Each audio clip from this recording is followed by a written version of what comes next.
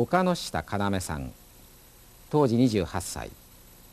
爆心地から 0.8km の鉄砲町で被爆しました。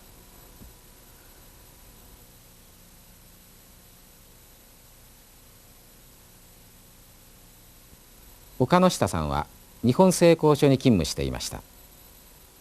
8月6日は工場が休電日で休みでした。鉄砲町の知り合いの家にいて被爆。家の下敷きになりましたが、自力で脱出しました。その後、海田の実家で療養しましたが、後障害に苦しみました。焼け野原となった中心部の様子が、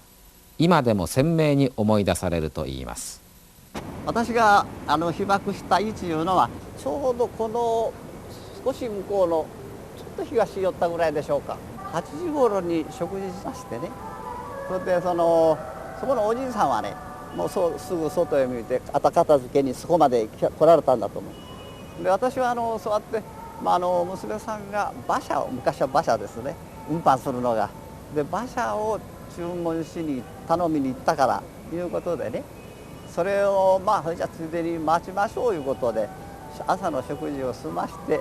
待つ間に新聞見よったんです。寝転んで新聞見てました、座敷で。でちょうど8月の6日の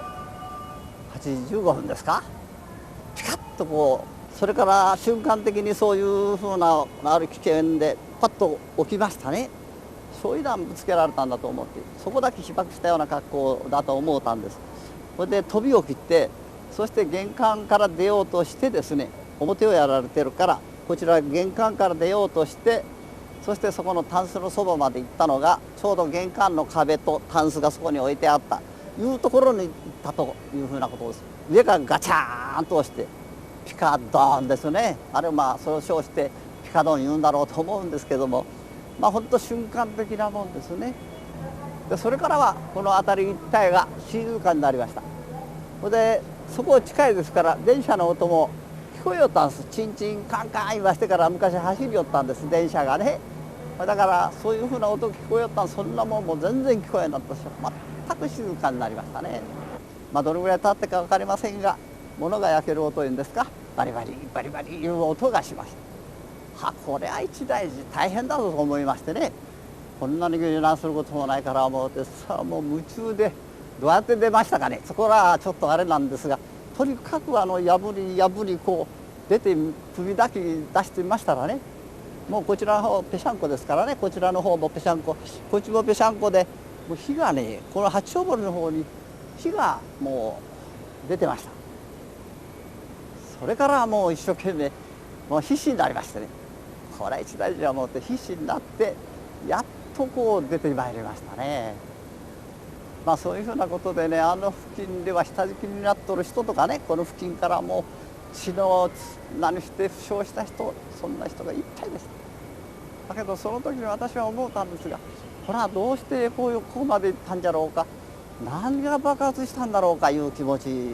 しかなかったですからね。新型爆弾いうのはもう全然知らないもんですから、ですからそういうふうなことでしたね。それから向こうへ行きましてね、この柳橋のところへ出てみましたらね、そしたらいっぱい人が寄っとる中で、おばあさんがね、これはもうほとんど一糸まとわん状態でしたけどもね、罰が当たりました、罰が当たりました、太陽を見てね、こうやってからね、男子割られるのを見たですね。それから川にはいっぱいもう飛び込んでしてる負傷者、それから今ここの花屋さんのね娘さんが馬車のあれを都合気に入っとります。それが付近を探してもいなかったから、もう一度こちらにいないだろうか、帰ってあるいはこ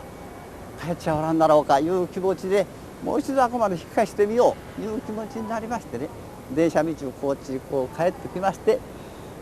そこの福屋のじゃらしにもうこの中国新聞社のところまで戻りましたらね、も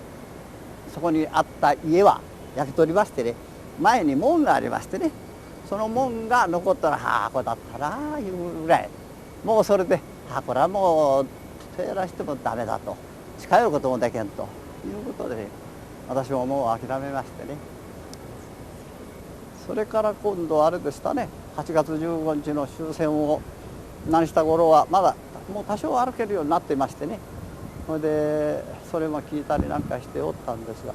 8月の20日頃からね、夏その昼寝して、そしてその起きてみたら枕覆いに髪がいっぱいついてるんですよ。昔は坊主でしたからね。それ髪がね、みんな枕覆いにいっぱいつくんですよ。おかしいなあ思ってこうやってやってみる抜けるんですみんな、相撲のやつが。それからおかしいなあ思ってひょっと見ると、ここね皮膚の弱いところにね、みんなの斑点が出てくるわけ。皮下出血、弱いところですから、これからで、それからここに大腿部が出ますね。どうもその熱が高くなりましたしね、肺炎をみたいだだけどもよう腹にしわけですね、内科先生がね。まあ熱冷ましをあげましょういうようなことで、熱冷まし帰って寝ときなさいよ言って、それで熱冷ましをもらうと一向も効きませんでしたね。それからだんだんそれがひどくなりましてね、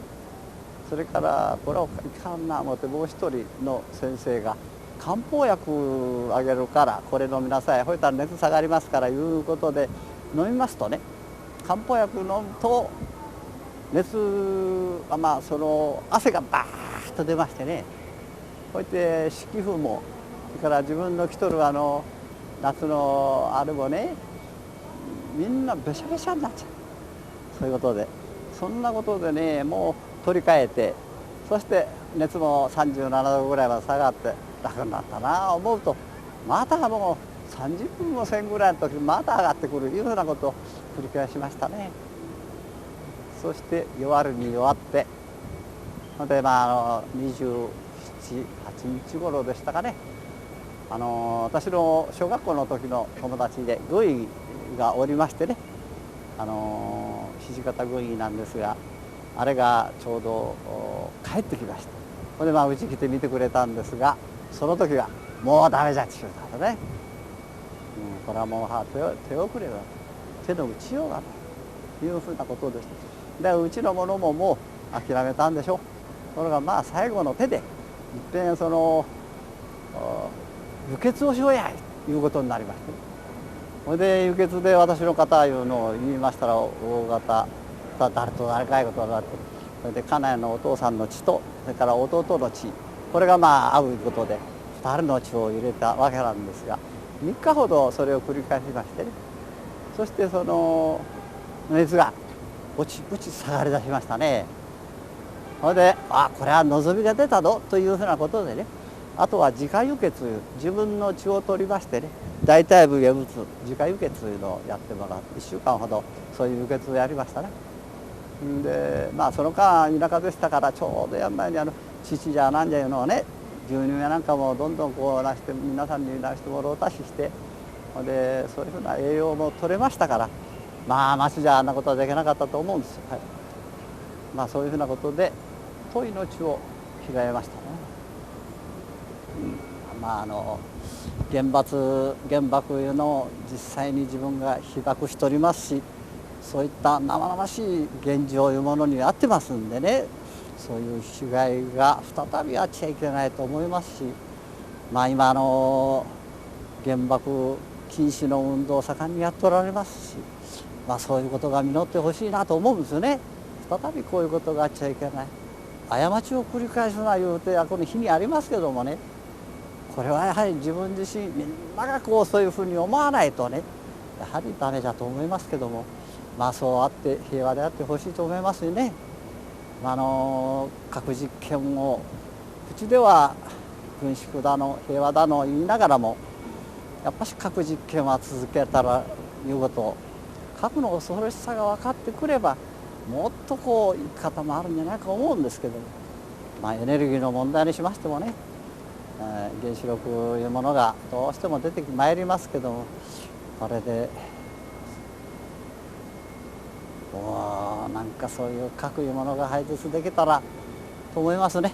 これはもう原子力が平和に利用されとるというても、漏れた場合にはソビエトのいうふうなあれがありますからね、ここだけでもないことは、日本だけでもやっぱそういうことはあるわけですから、そういうことができるだけ避けてほしいなと思いますしね、まあ平和が続くように思いますね。昔から平和な長く続いておりませんけどもね、今後はこれを一つ続けるようにみんなが心がけて努力せんにはいけんのじゃないかと思います。